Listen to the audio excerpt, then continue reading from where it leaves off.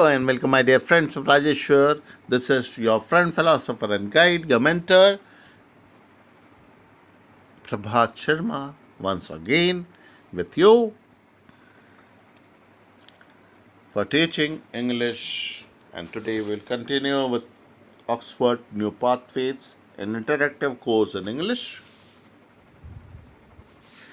We will be continuing with Unit 4, The Unlikely Destinations. Under that, we are studying Section 1, Empress of Ice.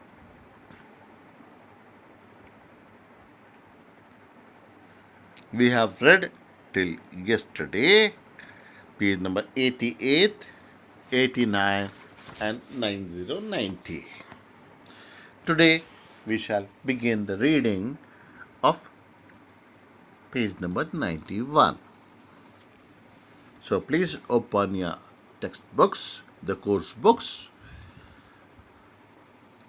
at page number 91 and pay attention in the books by listening to me. So they were already running considerably behind schedule. As a result, the ship was ordered into McMurdo Strait. The Scots team had arrived at Ross Island on 4 January 1911 and quickly established the base camp at Cape Evans, hauling their supplies over the ice to the base for the next 2 years' work. A prefabricated hut was erected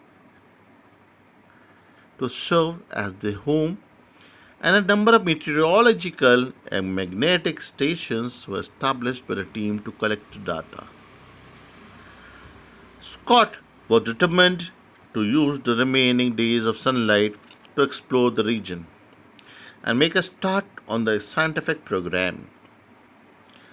On 23rd April 1911, the sun set for the winter, and the men at the main base settled into their routines, taking scientific measurements, preparing equipment, and exercising dogs and ponies.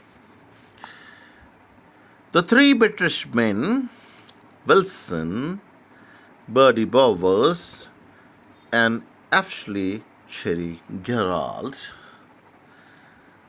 set out for the base camp at Cape Evans at midday on 27 June 1911. They walked out with 2 sleds of food and equipment, left base camp, and trudged into a freezing, pitch black, gale battered nightmare Cape Crozier that was about 120 kilometers away. The average temperature as they plodded on was minus 60 degrees Fahrenheit, and it fell as low as minus 77 degrees Fahrenheit. Imagine. Oh God. Very chilly. The thick, clawing snow meant they could only pull one sledge at a time. So they had to proceed in relay, gaining only 1 mile for every 3 they walked. It was pitch black, and the 3 had to navigate by candlelight and the stars. They took turns falling into crevasses. In the words of Ashley Cherry Gerald, the moon was showing a ghastly, ragged, mountainous edge above us in the fog, and as we rose, we found that we were on a pressure ridge. We stopped, looked at one another, and then bang, right under the feet. More bangs and creaks and groans. For the ice was moving and splitting like glass. कांच की तरह तड़क रहा था भैया. जो ice था, snow था, बर्फ था. Oh damn. Oh God. The cracks went off all around us, and some of them rang along for hundreds of yards. There was a pus in the blistered frostbite. Their teeth cracked, and they feared breaking bones. The impact on the men was horrific.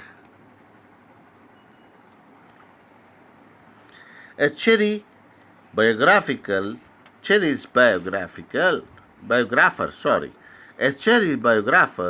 Sarah Wheeler, notes, it took him 45 minutes to chip his way into his sleeping bag each night,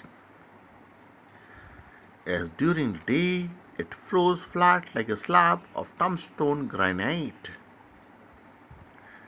At Cape Crozier, they built a rock igloo to serve as a field laboratory to study the penguins.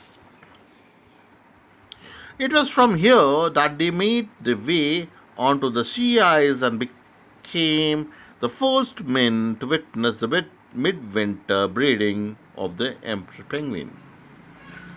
Emperors may be easy to like, but they aren't so easy to find, let alone study. They mostly breed in inaccessible places. And in the darkness of winter, so their colonies haven't been easy to locate. The explorers reached the emperor penguin rookery by climbing the huge walls of ice that surrounded it, and they snatched 5 eggs. Cherry dropped 2 as they struggled back to the igloo. But this was not the end of the misery.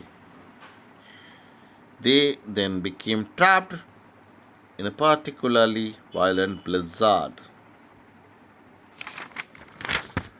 Come to page number 92.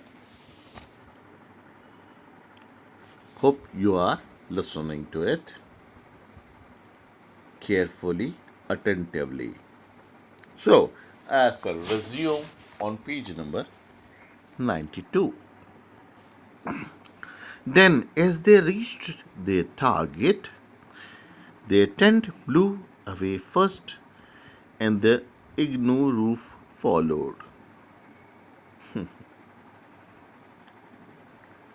For 2 days, they remained bundled in their sleeping bags, clinging to life beneath a growing snowdrift, without food or cover until there was a lull in the blizzard and Bowers find the tent. Our lives had been taken away and given back to us, Cherry wrote. Incredible but true. On August 1, 1911, the trio finally staggered back to the base camp. Their faces blistered and scarred, clutching their precious load of 3 eggs. They had spent 6 weeks in the Antarctic winter traveling from Cape Evans to Cape Crozier to gather rare emperor penguin eggs from the natural habitat. Their frozen clothes had to be cut from their bodies. Cherry's teeth chattered so violently that they shattered, while Wilson was blinded in one eye. Cherry looked about 30 years older than he had when He had set off his cadaverous. Cadaverous means he was very pale and sick. So his cadaverous face scarred and corrugated. Corrugated here means wrinkled and scarred.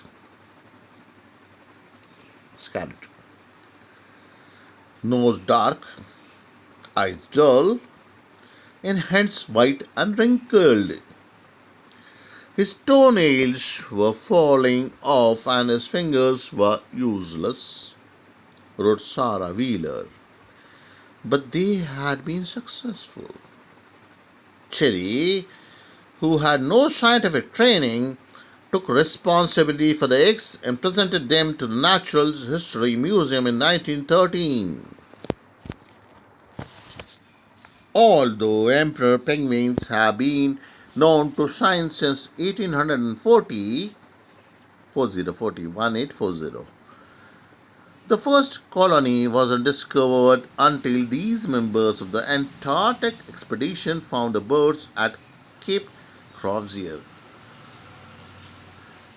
I handed over the Cape Crozier embryos, which was nearly cost 3 men their lives and 1 man his health. Cherry later wrote to the museum. After all was said and done, Wilson and Scott froze to death on the return trip from the South Pole. Cherry Gerald brought the eggs to the American Museum of Natural History. There, a supremely unimpressed curator allegedly greeted him with sneer. "Who are you? What do you want?" "This antenna. Egg shop." Oh God. The eggs were then kept in storage while occasional scientists were asked to study them, but it was difficult to find the right specialist. Eventually, in 1934, the zoologist C. W. Parsons analyzed them and concluded that they did not greatly add to understanding of penguin embryology. For good measure, scientists scientists no longer believe that embryos help much in studying a species' evolutionary history. However, Russell added that the specimens were under were used in later study of emperor penguins and were reckoned to be useful. Ultimately, though, they did not provide the information that was hoped for them. On the other hand, they are still here for more study and reinterpretation. In that sense, they are invaluable. The worst journey in the world, as Cherry was later to name their trip, had been completed. This ordeal was immortal. Excuse me, sir. Excuse me, dear students. This ordeal was immortalized in Apsley Cherry Gerald's The Worst Journey in the World, one of the most popular travel books ever written. And this winter journey was immortalized as one of the most astonishing journeys to be successfully executed throughout the heroic age of Antarctic exploration. That's all for today and the reading of our lesson, section 1, unit 4. The name of the unit, Unlikely Destinations. Name of the section, Empress on Ice. We began from page number 88. We've ended on page number 93. Please go through the lesson again and again, time and again. Read it yourself. Make a silent reading, a loud reading also. Please listen to the videos again and again. Thank you very much. Good night and goodbye. That's all for today.